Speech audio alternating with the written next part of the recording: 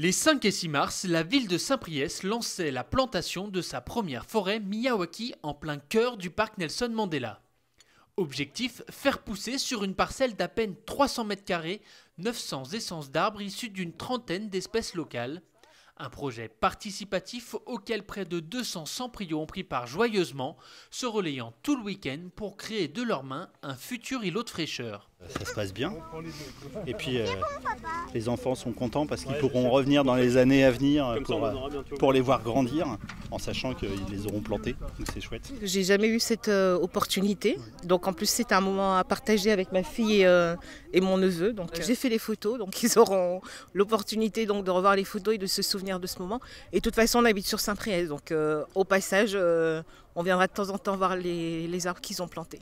À raison de 3 arbres au mètre carré, les forêts Miyawaki cassent les codes des forêts traditionnelles. Un concept venu tout droit du Japon qui possède de nombreux atouts, notamment en milieu urbain, comme l'explique Geoffrey Pressac de l'association Boom Forest qui supervise le projet. Il y a beaucoup d'avantages. Le premier, c'est que c'est une méthode de restauration des sols. Donc on va créer vraiment un écosystème racinaire dense qui va permettre de stocker l'eau et qui va permettre d'avoir une vie microbienne riche. Le deuxième point, c'est qu'en plantant rapproché, on va créer vraiment une course vers la lumière et du coup ils vont pousser très vite.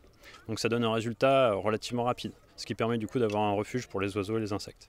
Et le dernier point, c'est que en plantant les arbres rapprochés, on va vite créer un microclimat parce qu'ils vont se faire de l'ombre et ils vont du coup s'abriter contre le soleil et du coup ça fait une forêt à haute densité qui est assez résiliente au changement climatique et aux sécheresses. Autonome en seulement quelques années, capable de garder de grandes quantités d'eau et abritant une biodiversité jusqu'à 20 fois supérieure à une forêt classique, la forêt Miyawaki semble taillée pour relever les défis climatiques des années à venir, tout en apportant du confort pour les habitants. On travaille un peu pour l'avenir, parce que même si c'est une forêt native qui va pousser assez vite, il faut quand même lui laisser une dizaine d'années ou une quinzaine d'années.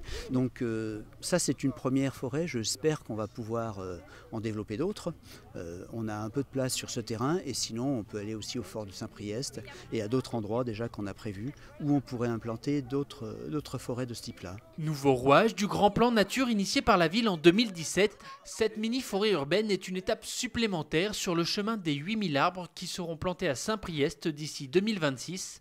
Le parc Mandela, lui, poursuit sa transformation et se prépare déjà à accueillir une bambouseraie de 400 m².